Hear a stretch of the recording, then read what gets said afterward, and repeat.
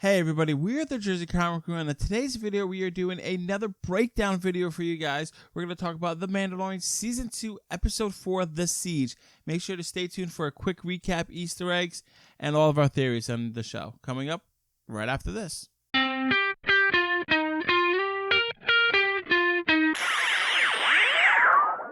Hey guys, we're the Jersey Comic Crew. Welcome back to another exciting episode. The Mandalorian, The Siege. It's out now. Rob and I have a lot of stuff to talk about. And of course, we're going to do some Rob's recaps, but we're going to try something a little bit different today. Ooh, guys. Different, you say? Just a tad. And instead of Rob doing all his recap and, you know, just hearing Rob's voice the whole time, and then just hearing mine, and it's kind of a back and forth, me doing the Easter eggs, we're going to combine it a little bit. Do a little cross-mogination, if you... A little weaving of the storytelling, if you will. A little weaving. So we're going to throw in the Easter eggs while Rob is doing his recap, so you definitely want to pay attention, because I will be throwing Easter eggs in there. Rob's going to might mention some in passing, just to see how that gels a little better. A little of those old school HR techniques to help build rapport and teamwork for some reason that they throw at you. So let's take it away, Rob. Go ahead with the recap. We have a lot to talk about. It's a great episode. We're going to have a lot of speculation afterwards, which I'm very excited about. So, guys, the episode opens up with probably the best scene in the entirety of the show. It is Mando bonding with Baby Yoda, trying to get the repairs, constantly telling him to unplug the one wire, plug it in the other one with the red, with the blue, make sure they don't touch.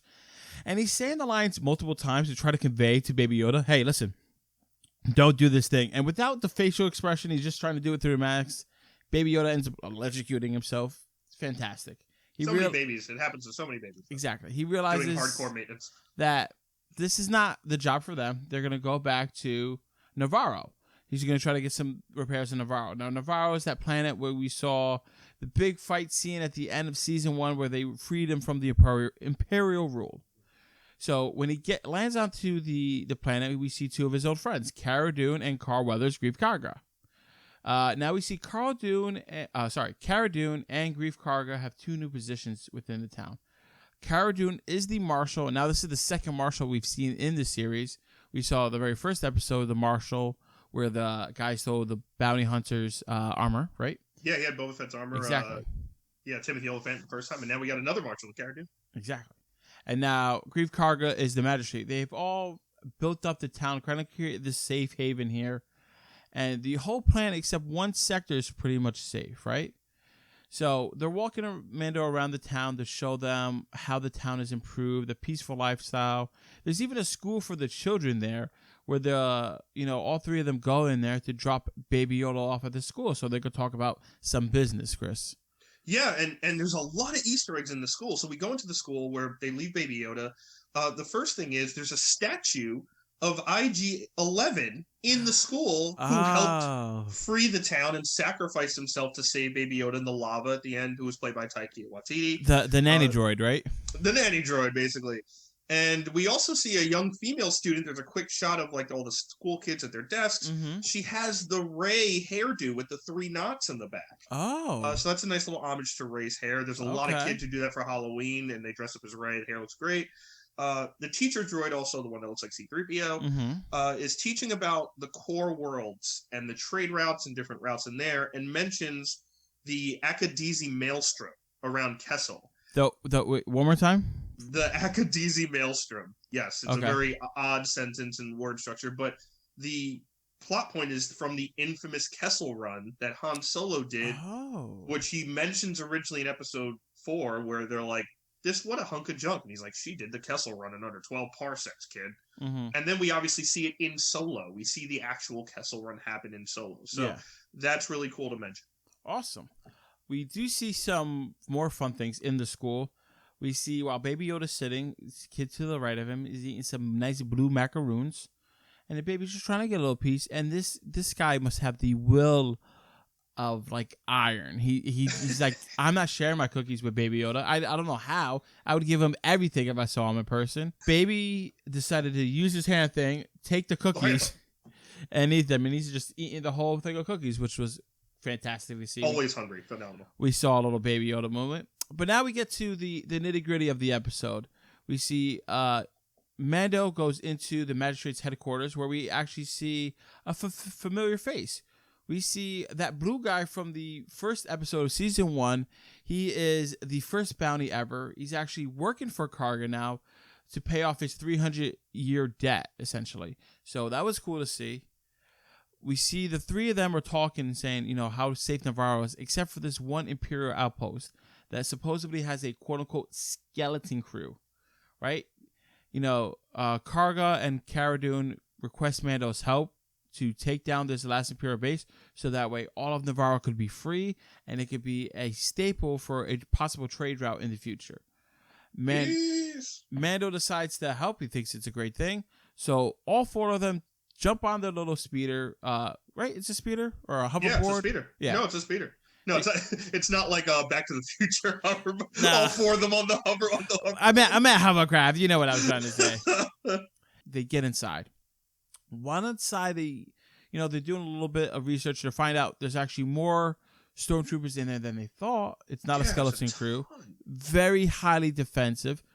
So we're trying to figure out why is that? We do discover it's a science laboratory. And in this laboratory, they pan and we see these tubes of, looks like these organic bodies, right? They look like some kind of like space people. We don't really know what they are. They look like, obviously, bodies are in tubes. Yeah, and there are some things that I will talk about later after this because I want to get into that. But so definitely in this now lab that they figure out, it's a lab, and that's why it's protected by so many of these like areas of stormtroopers.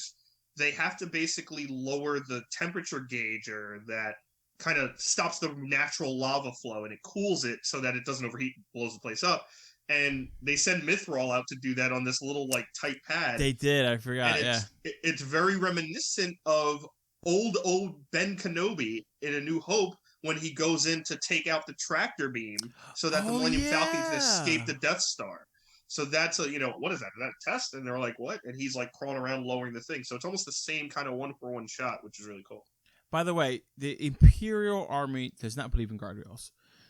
And anything, right? What is that? Let's take a moment to appreciate the failed OSHA violations they would have, right? Like no guardrails anywhere. They have to shimmy across unless they have like hover droids that do this. Like, just invest in like the extra $30 to get a guardrail. You spent billions on 2 Death Stars that failed. You can't get a guardrail.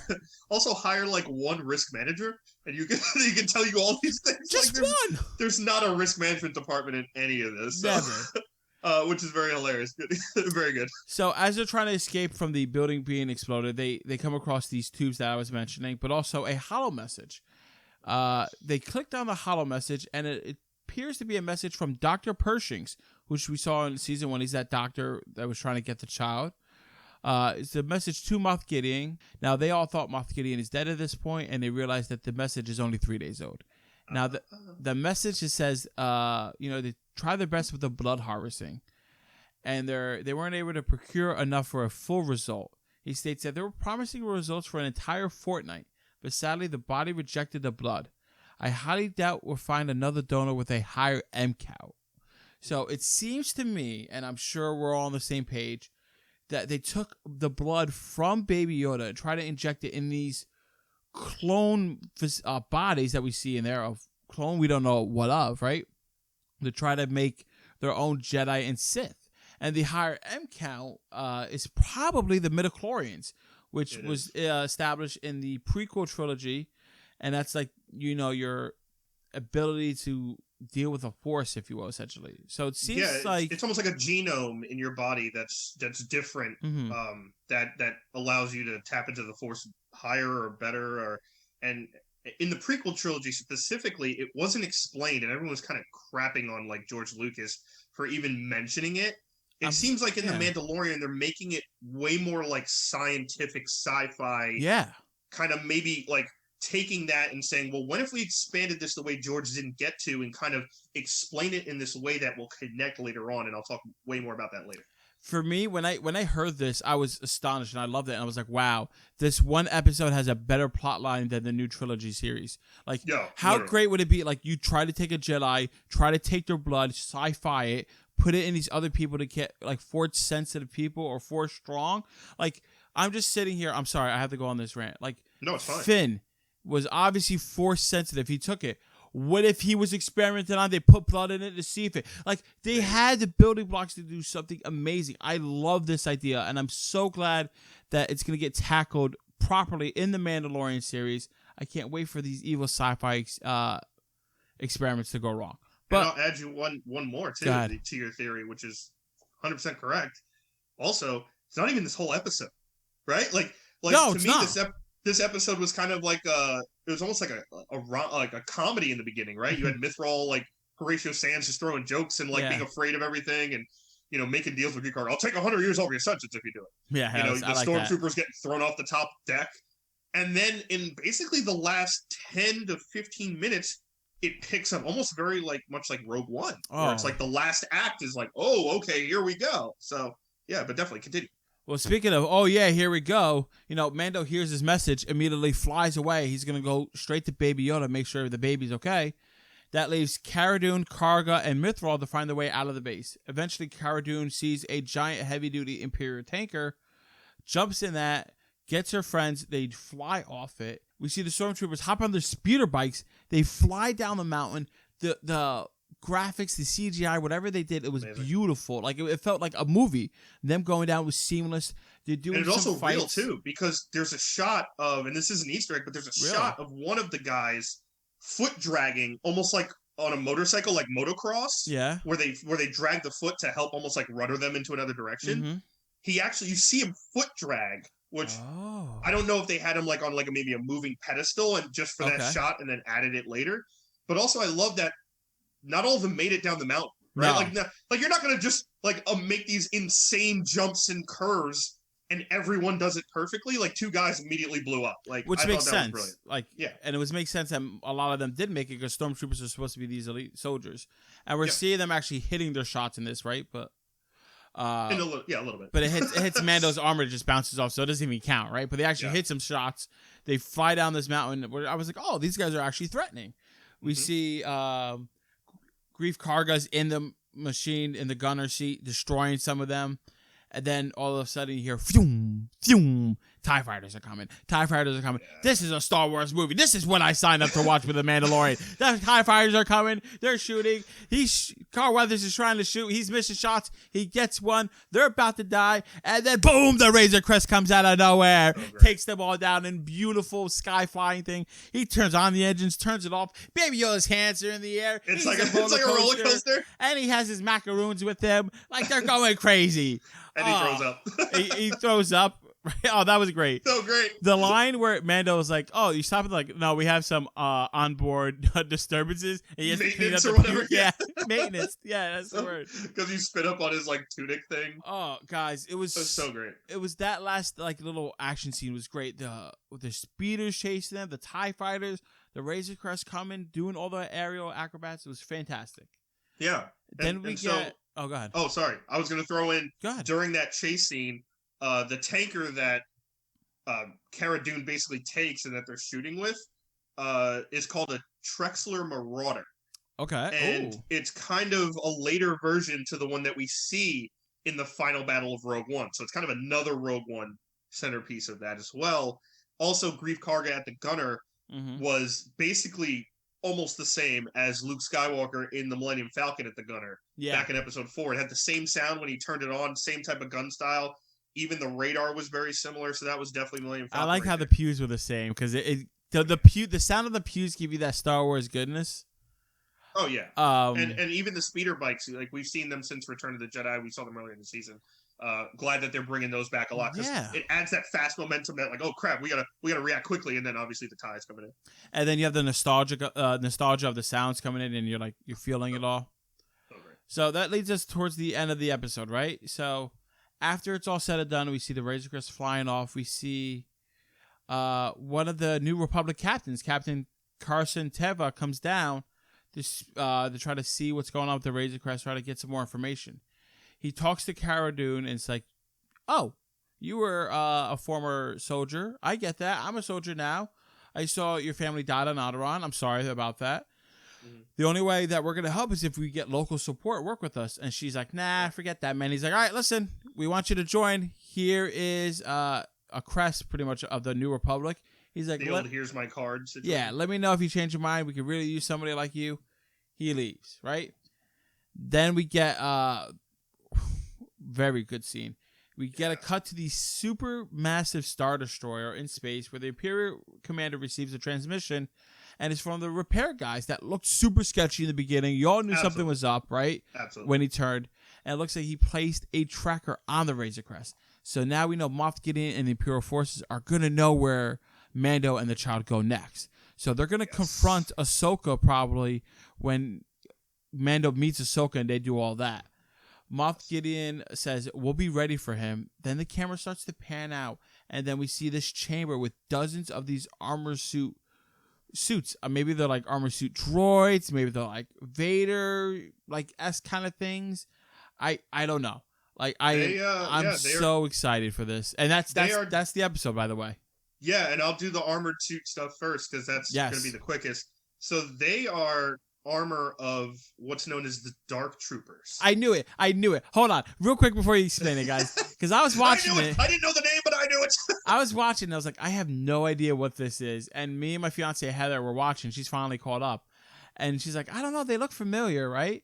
And I was like, you know what? The second I talk to Grace, he's gonna know it right off the bat. I'm not even worried. And then, what's the first words out of your mouth? The Death Troopers. All right. Dark Troopers. Dark Troopers. All right. So what are Dark Troopers for people who don't know? This is slightly different than Death Troopers. So the Dark Troopers are from the expanded universe. So this originally wasn't canon back in the Dark Empire books, if you read those, or even the Dark Forces video game from got to be 18, 19 years ago now. Mm-hmm. And they are basically imperially built, half man, half machine, kind of cyborgs that are force sensitive. That's why he wants it. I think that's a big reason, yes. And that may be connecting to, in a small way, connecting to the lab on Navarro. I think that's the whole point of the lab in Navarro, right? Like, those suits have to retaliate. I thought he was trying to make his own Sith and Jedi, or trying to turn himself into a Sith. Because he has so much bigger than that. I think he's trying to turn himself into a Sith. All right, let me say my reason. I think he's trying to turn himself to a Sith. He has the Darksaber, and in the lore of Mandalore, like the first Mandalorian with the Darksaber was a Mandalorian and a Jedi. I think he is trying to do that, to take over Mandalore and make that his central hub, and to grow his own empire, essentially, if you will. That's what I think he's trying to do. And I guess these things, now that Chris gave me this information, I'm thinking, he's going to juice them up with some midichlorians in them, make them force sensitive, and have this awesome cyborg elite guard with him. I don't know. So here's where I'm going to unfortunately have to pop the bubble. All right. To me, you're either a Jedi or you're not. You're either force sensitive or not. Mm-hmm. And I don't think you could just create out of thin air something that's not force sensitive to being force sensitive without technology and some other stuff, and it's not going to be pure, right? Look at Marvel. They could never redo the Captain America serum correctly, right? It was. By the way, which doesn't make sense. They totally should be able to do that with the intelligence they have. Maybe there's arguments there on both sides, but it's the same thing with Superboy, right? He still isn't as powerful as Superman. He was made in a lab. True. There's going to be side effects. There's going to be something that just isn't natural, and I think a couple of things. So in the lab, those guys who are destroying the information, they're shooting as they're getting shot at, they're shooting up that lab tech area where the vats are. Mm-hmm. They had the same Camino patch on their arms as did Dr. Pershing in season 1, meaning that they know how to clone. They're part of that cloning area. That's where the clones from the Clone Wars are built, including Boba Fett was born there. Oh. And when they pan to that vat, that to me looked very familiar. A lot of people thought it may have been Palpatine in the beginning of his stages being brought back. Oh my God! Imagine if that was Palpatine. Okay. I don't think it's Palpatine. I don't think so either. I think it's Snoke. I think you think those are all those Snokes that they were? Yes, because even if you look forward into obviously the very flawed trilogy of the newest movies, in the first shot of Rise of Skywalker, you're panning through Exegol where you see Palpatine. There's a huge vat, and it's all these different Snokes in there that they were regrowing. Mm-hmm. To me, that looks like the beginning of a very imperfect Snoke person, where they were trying to get those midichlorians from Baby Yoda, which is what we saw in season 1 Dr. Pershing was doing. Mm-hmm. They were doing this like, all right, let's do almost like a blood transfusion and see if this works. And it hasn't worked. I don't think Moff Gideon's goal is to become a Sith himself. I think Moff Gideon's goal is to bring back a leader for the Empire that he knows is Force sensitive, that has something to do with this weird hokey Jedi religion.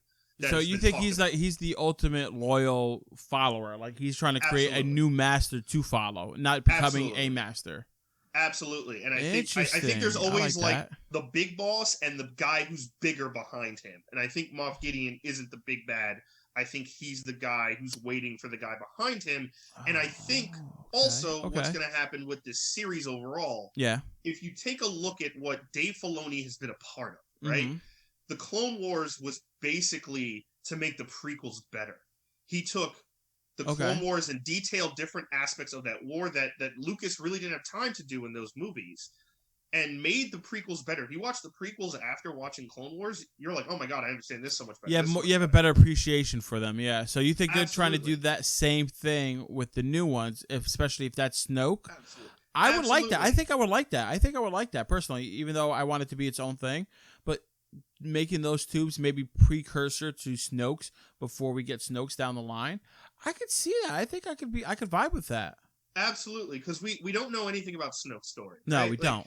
We really don't know much besides that the Emperor was basically controlling him as well. And I think right now they're in the stages of trying to figure out, is there a body that the Emperor could overtake? Is Snoke the answer? Is possibly this is the first failed attempt of bringing the Emperor back? Like, I'm going to get real nerdy in anime here, but like Orochimaru. Orochimaru's trying to find a new host and he thinks that's Sasuke, right? And so like the Palpatine, anime people are going to get what I'm saying. Palpatine's trying to find a new host and we thought Do we have any anime people? Me. When I watch it again, I'll get it. You're explaining it to yourself. Got it. Exactly. So like in that Palpatine's aspect, trying to find a new host, and it's like maybe it's Snoke, and these are these things, and maybe that's what Moff Gideon is doing, trying to find a new host for Palpatine's essence to come back. Maybe exactly, and maybe that becomes Snoke, and that's the best they could do with the technology, or maybe that eventually becomes Palpatine. But either way, I think what we're seeing here, and that's part of the Dave Filoni input and the genius and Jon Favreau, is they are going to, whether you want it or not, in some ways delve into the sequel trilogy, the Rey, the Finn, the Poe, all that stuff, and hopefully make it better, and hopefully explain things that they didn't do in that movie. Okay. And I think the first thing is, clearly this is how the First Order starts. Yes. This is the beginning and origin of the First Order, whether it's creating these clones, or on top of that, we see like that Star Destroyer kind of thing fly over. That was basically like episode 7, which was like episode 4 in the beginning. And we're seeing kind of already this test subject-y, bringing midichlorians into it in a scientific way, not just, the Jedi have midichlorians. Like it's more of a science DNA type thing. Where do we find this sample? Which makes Baby Yoda, in my opinion, in way more danger than it almost seems like. Correct. So, like, I love this idea of them, like, using this science with midichlorians to create, like, other evil entities or super soldiers or whatever they want to do with it. Because, like, if you look at the sequel trilogy, we'll call them, right? You know, we saw all those clones of Snoke and then trying to make a body for Palpatine, right? But maybe that's not even finished. Maybe that's the middle part. And the future of Star Wars in the end, or, like, the next big bad, is they figured out how to do that. And they're creating like a Sith army, essentially, if you will, like hybrid droid, hybrid people, right? Like the best of the both worlds, like Stormtrooper combined with the robot droids that are force sensitive. And then we see more Jedis are coming back in the world because, you know, they're playing God and creating these amalgamations, right? And maybe the side effect is they don't have a mind, so they have the robot mind in there to compensate. Like it could set a crazy precedent down the line that I'm all here for. So I'm excited. Well, I also and as we get into obviously speculation for the next episode, right? Oh yeah, I forgot. Yeah, I think next episode I'll get my speculation out of the way because you're gonna blow my mind. All right. Oh, sweet, cool. So my speculation, I think we're finally gonna meet Ahsoka. I think we're getting Ahsoka. Definitely. I think we're gonna bring it down there. She's gonna play with Baby Yoda. We're gonna find out the history of Mandalore with the Darksaber, all that fun stuff. Like, because not everybody watches Clone Wars, but more people watching this, so we're gonna get like a brief history of that with the Darksaber, and Moth Gideon's going to come, and then they might have a battle. They might have a battle. No, totally, I agree. And they have also next episode. Obviously, Dave Filoni's directing it. Yes. So in my mind, this was always the spot we're going to see Ahsoka regardless. Mm-hmm. I think Carl Weathers, who plays Greef Carga, did a great job directing this episode. Yeah, and good. But I think next episode, there's one question that's been looming in my head, and I can't put a finger on it, and I can't explain to myself how it connects. What's up? And I think one, shout out to Star Wars Theory. He was fantastic in this theory. Everyone knows Star Wars Theory. He has millions of subscribers. He does phenomenal videos. He did this great video of something that I was thinking about as well. And part of it, I will obviously give credit to him. And part of it, I will add my own stuff too. Sure. So shoot. Obviously, we know Ahsoka's probably going to be in this next episode. Is going to be a huge part in filling in some of the blanks of the Jedi, of Baby Yoda, as it relates to her knowing who Master Yoda was. Mm-hmm. But the other stuff that I can't put my finger on is this, Rob.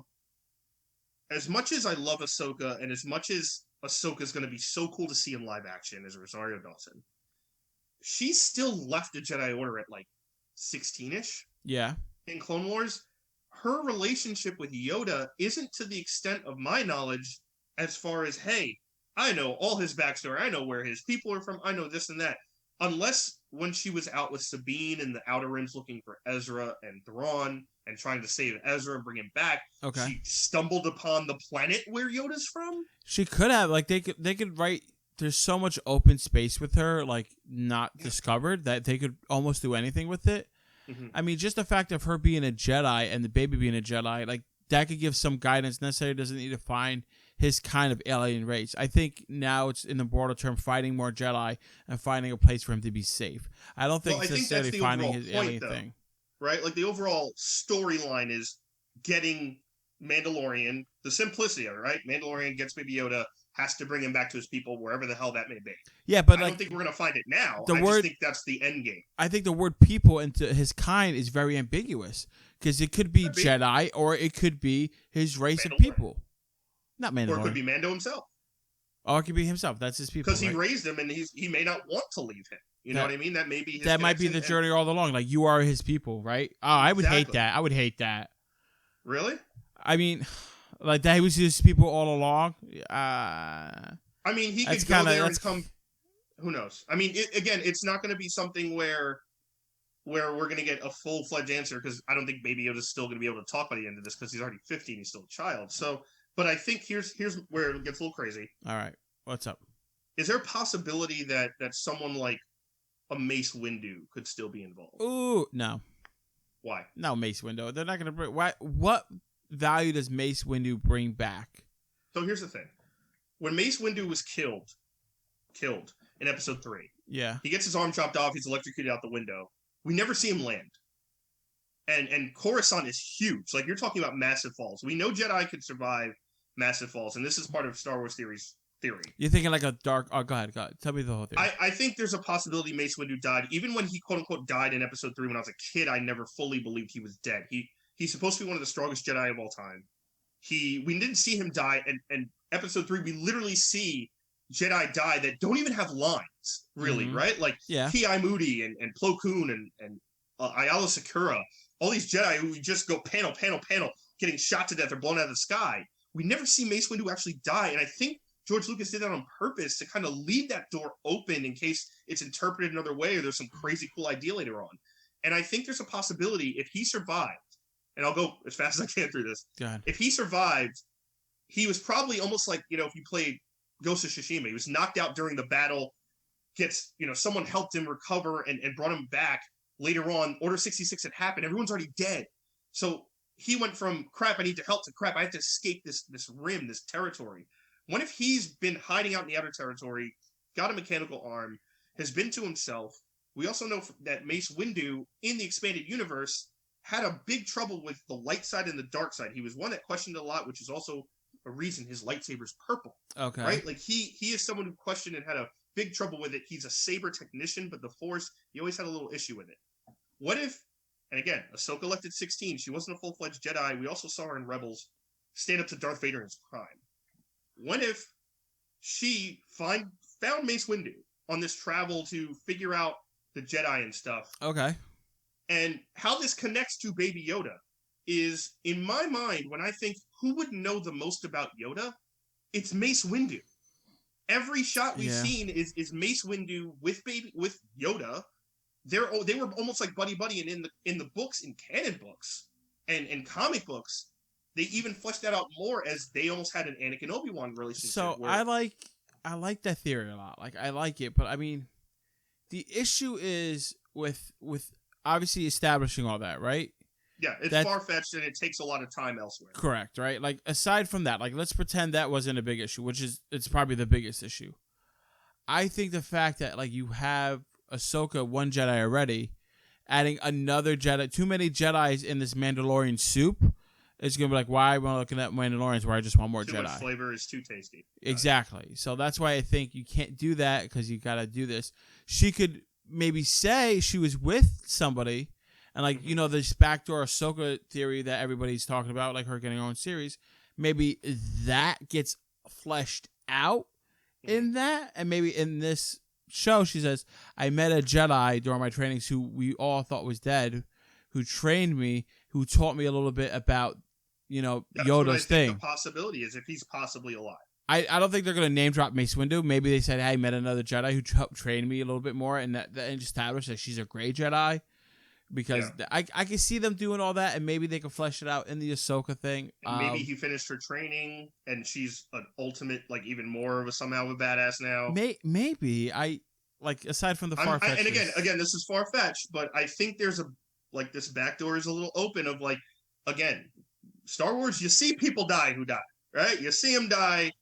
We never saw him die. Is there a possibility he's chilling in the Outer Rim somewhere, almost like hermit crabbing it, almost like Saw Gerrera type, and he's just chilling there, doing his own thing, hiding out from all this stuff. Well, here's the thing. Then that's the. And he knows more about Yoda than anybody, and may know where to actually find Yoda. So maybe he gets directed towards it. See, I do like that, but then it becomes Star Wars is doing that trope again. That would be the second time. They already did that with Darth Maul, right?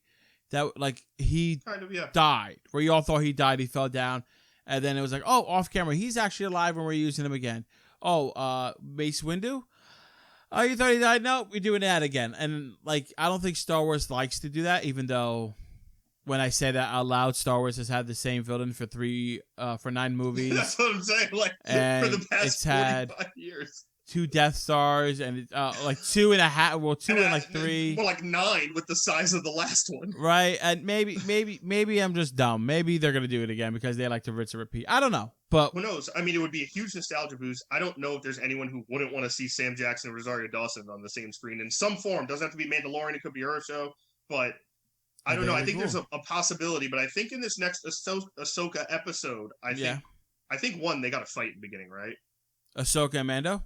Yeah, that'd be cool. They got to fight a little bit in the beginning. He may be like, "Crap, what was her name that I was supposed to tell? Bo something." Forgot the name real quick, and she's like, "Who the hell are you?" and tries to cut him up. But I think there's going to be a lot of. I think it's going to backdoor into Ahsoka's own thing. There's no reason to bring her in for just this and not do that. But I also think we're going to get a lot of hopefully amazing story num-nums. Just some num-nums of what's going on, what has happened to Ahsoka, possibly see Sabine Wren with her, who knows? Possibly.